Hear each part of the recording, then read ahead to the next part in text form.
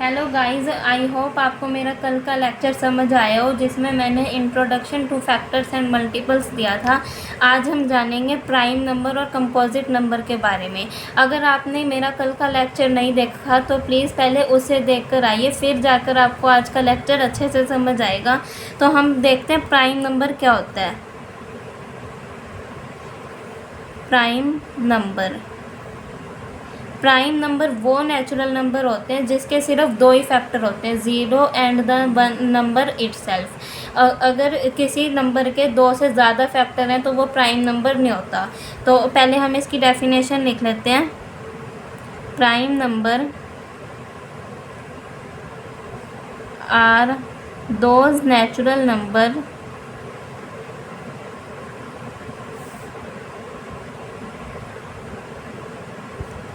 which have only two factors, that is 1 and the number itself। Example जैसे to के सिर्फ दो ही factor होते हैं, 1 और 2, क्योंकि 2 किसी और की टेबल में नहीं आता। जैसे थ्री के भी सिर्फ दो ही फैक्टर होते हैं, 1 और 3।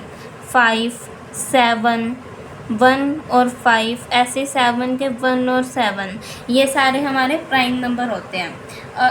नेचुरल नंबर कौन से नंबर होते हैं? नेचुरल नंबर वो नंबर होते हैं जो 1 से स्टार्ट होते हैं और इन्फिनिटी तक चलते रहते हैं। नेचुरल नंबर में ज़ीरो इंक्लूड नहीं होता। ठीक है, अब हम जानेंगे कंपोजिट नंबर के बारे में।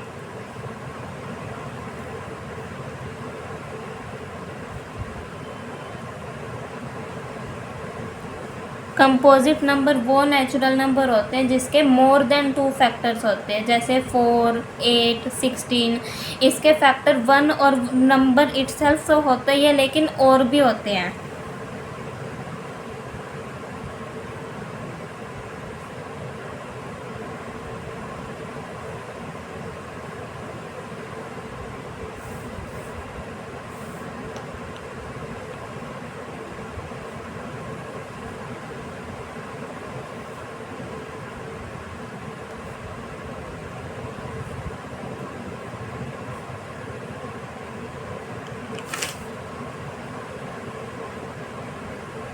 इसके एग्जाम्पल जैसे 4 के क्या क्या फैक्टर होंगे? 1, 2, 4, more than 2 factors.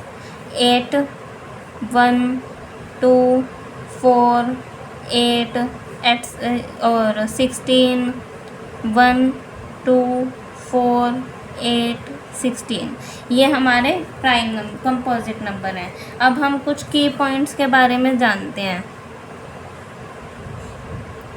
First, 2 is the smallest even prime number।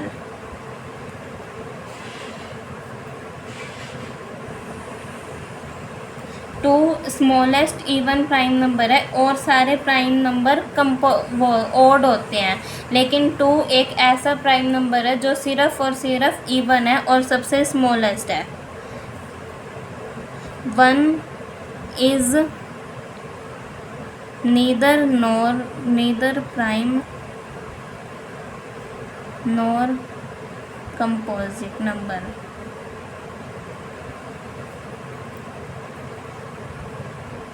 1 ना ही तो प्राइम नंबर होता ना ही कंपोजिट नंबर होता। 1 को हम ना ही प्राइम नंबर की कैटेगरी में लेते ना ही कंपोजिट नंबर की कैटेगरी में। अब हम जानेंगे, आई होप आपको ये टॉपिक समझ आ गया होगा। अब हम जानेंगे परफेक्ट नंबर के बारे में।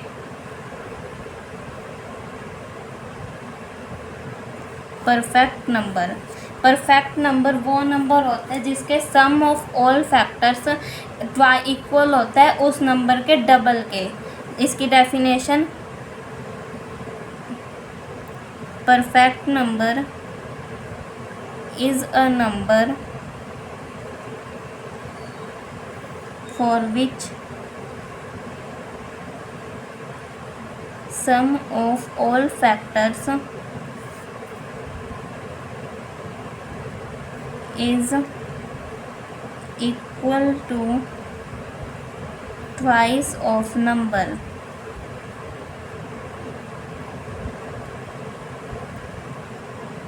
एग्जाम्पल जैसे 6 के क्या क्या फैक्टर होंगे, 1, 2, 3 और 6। अब हम इन सबको प्लस करेंगे तो क्या आएगा, 6 + 2 9 + 1 10 11 12। जैसे अब हम इन सबको प्लस करेंगे तो हमारे पास 12 आएगा, और 6 × 2 भी हमारे पास 12 है। ये दोनों इक्वल है ना नंबर, इसीलिए 6 हमारा परफेक्ट नंबर है। अगर हम अब 7 लेते हैं, 7 के फैक्टर क्या क्या होते हैं, 1 और 7। लेकिन अगर हम इन दोनों को प्लस करते तो हमारे पास 8 होएगा। 8 7 के ट्वाइस नहीं है, इसीलिए 7 एक परफेक्ट नंबर नहीं है। अब हम करते हैं इसका एक और एग्जांपल लेते हैं, जैसे 28 के फैक्टर क्या क्या होंगे, 1, 2, 4, 14, 6 नहीं होएगा, 7 और 28। अब हम इन सबको प्लस करेंगे तो हमारे पास 56 आएगा, और 56 ट्वाइस होता है 28 के।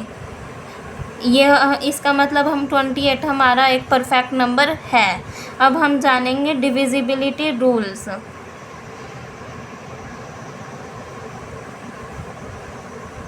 डिविजिबिलिटी का मतलब ये होता है कि हम किसी नंबर को डिवाइड करते हैं तो वो नंबर उससे पूरा पूरा डिवाइड हो जाना चाहिए, हमारा रिमाइंडर 0 आना चाहिए। रिमाइंडर क्या होता है, जैसे ये यहाँ पे जो हम नंबर लिखते हैं वो डिवीज़र होता है, ये डिविडेंट होता है, ये हमारा क्वोशिएंट होता है, और लास्ट में जाके ये हमारा रिमाइंडर होता है। जैसे मैं अगर 2 को 8 से डिवाइड करती हूँ तो हमारा क्या आएगा, 4। तो ये हमारा 2 क्या है, डिवीज़र, 8 हमारा डिविडेंट है, 4 हमारा क्वोशिएंट है, और 0 हमारा रिमाइंडर है। अब जब हमारा रिमाइंडर 0 आ जाता है तो मतलब वो नंबर उस नंबर डिवीज़र से पूरा पूरा डिवाइड हो रहा है, तो मतलब वो डिविजिबिलिटी क्राइटेरिया में इन्वॉल्व है। अब हम इसके कुछ रूल्स देखते हैं। जैसे अगर हमें डिविजिबल रूल बाय 2 देखना हो तो इसका रूल क्या है, अगर 0, 2,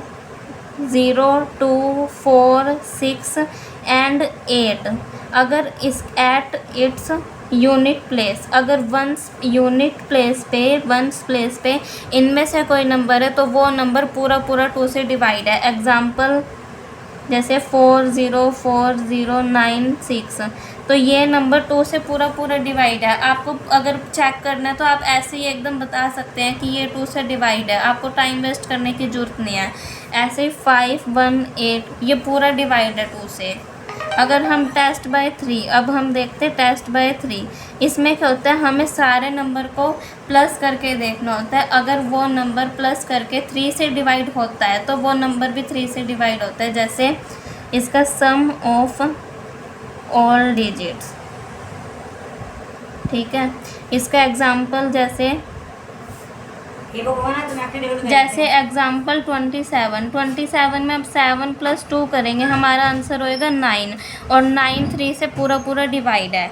ऐसे ही अगर हम 5, 1, 3 देखेंगे, इनको हम प्लस करेंगे तो हमारे पास 5, 6, 7, 8, 9 ये नंबर भी पूरा पूरा डिवाइड है। ऐसे हम चेक करेंगे कि वो नंबर 3 से पूरा पूरा डिवाइड है या नहीं। अब हम देखेंगे टेस्ट बाय 4।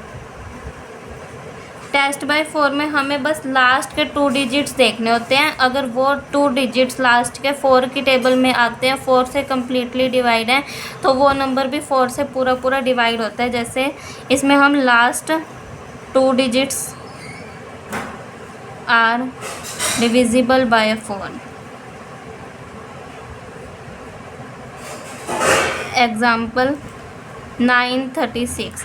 अब ये 36 4 से कम्प्लीटली डिवाइड है, इसीलिए 936 भी 4 से डिवाइड होता है। 5, 1, 2 ये 12 पूरा कम्प्लीटली डिवाइड होता है 4 से। अब हम देखेंगे टेस्ट बाय 5। टेस्ट बाय 5 में हमें लास्ट के डिजिट देखने, 0 और 5 में से कुछ होना चाहिए। लास्ट डिजिट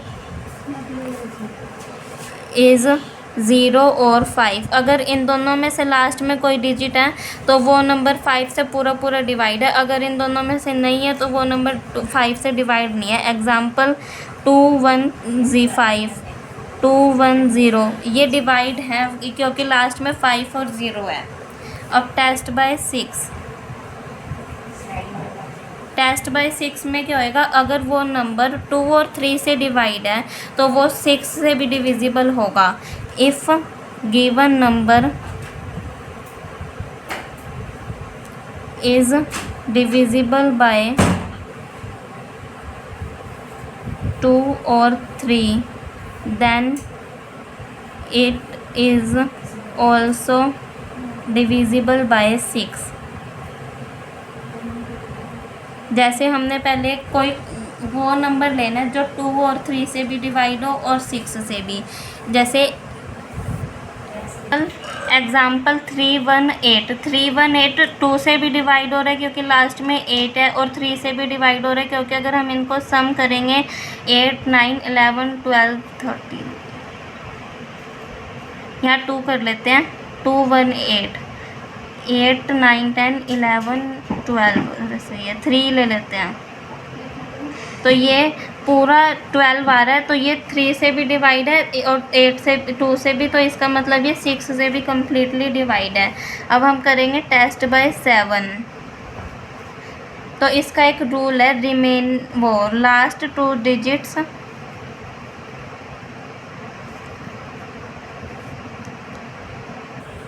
डिविजिबल बाय 7 में हम ये देखेंगे लास्ट का जो नंबर है उसका ट्वाइस। और जैसे अब हम माइनस करेंगे रिमेनिंग डिजिट से, अगर हमारे पास डिविजिबल वो नंबर डिविजिबल हो रहा है 7 से तो वो पूरा नंबर 7 से डिविजिबल होएगा। एग्जांपल जैसे 357 है, अब हम इसका लास्ट का डिजिट 7 है, 7 को ट्वाइस करेंगे, 7 × 2 14, और अब 35 - 14 करेंगे, हमारे पास 21 आएगा। ये 21 डिविजिबल होता है 7 से, इसका मतलब 357 भी 7 से डिविजिबल है। कैसे किया हमने, ये 7 लास्ट का डिजिट है उसको ट्वाइस किया, हमारे पास 14 आ गया। अब 35 में से हमने 14 को माइनस किया, हमारे पास 21 आ गया। 21 7 से डिविजिबल है, इसीलिए 357 भी 7 से डिविजिबल होगा। अब हम देखते हैं टेस्ट बाय 8। टेस्ट बाय 8 में हम लास्ट के 3 डिजिट्स देखते हैं। If last 3 digits are divisible by 8, अगर लास्ट के 3 डिजिट डिविजिबल होते हैं 8 से तो वो नंबर भी 8 से कम्प्लीटली डिवाइड होता है। अब देखते हैं हम test by 9। Divisible by test by 9 same as 3, same as divisible by 3। हमने डिविजिबल बाय 3 में सारे नंबर्स का सम किया था, अगर वो नंबर 3 से डिवाइड होता है तो 9 से भी ऐसे सेम होगा। अब टेस्ट बाय 7 और 10, डिविजिबल बाय 10 में हम ये देखेंगे लास्ट के डिजिट में 0 होना चाहिए, 0 at unit place. Example 100, last में 100 होना 0 होना चाहिए, अगर 0 है तो वो नंबर 10 से कम्प्लीटली डिवाइड होता है। अब टेस्ट बाय 11, टेस्ट बाय 11 में हम क्या करेंगे, sum of digits at odd places minus sum of digits at even places. और अगर हमारे पास 0 या फिर डिविजिबल मल्टीपल ऑफ 11 आया तो वो नंबर 11 से कम्प्लीटली डिवाइड है। एग्जाम्पल 308, 308 मतलब हमने यहाँ पे सम किया ओड प्लेसेस का, 8 + 3, 8 + 3 11, 11 में से हमने ये वाला 0 माइनस किया तो हमारे पास 11 आया। इसका मतलब 11 मल्टीपल है 11 का, इसीलिए ये नंबर 308 डिविजिबल होता है 11 से। अब हम 1331 का चेक करते हैं। हमने 1 + 3 किया, हमारे पास 4 आया, और ऐसे हम यहाँ पे 3 + 1 करेंगे, ये वाला 3 1 1 तो हमारे पास 4 आएगा, और 4 - 4 करेंगे हमारे पास 0 आएगा, इसीलिए ये नंबर भी 11 से कम्प्लीटली डिवाइड है। जैसे ये हमारा ओड प्लेस होता है, ये हमारा इवन प्लेस होता है और ये ओड प्लेस होता है। इसमें हमने सम किया दोनों ओड डिजिट्स का, 8 + 3 हमारे पास 11 आया, और ये इवन डिजिट का था तो इवन प्लेस का था तो हमने माइनस करा, हमारे पास 11 आया। 11 मल्टीपल है 11 का, इसीलिए वो नंबर, ये नंबर 11 से कम्प्लीटली डिवाइड है। ऐसे ही इसमें ये हमारा ओड प्लेस है, ये even place, odd place, even place. अब हमने इन दोनों को प्लस किया, पहले हम ओड के प्लस करेंगे, हमारे पास 4 आया, और फिर हम इवन के प्लस करेंगे, उनको प्लस करके भी हमारे पास 4 आया। 4 में से 4 माइनस करा, हमारे पास 0 आया। इसका मतलब 1 3 3 1 भी 11 से कम्प्लीटली डिवाइड है। आज के लिए इतना ही गाइज। आई होप आपको आज का लेक्चर समझ आया हो। Thank you.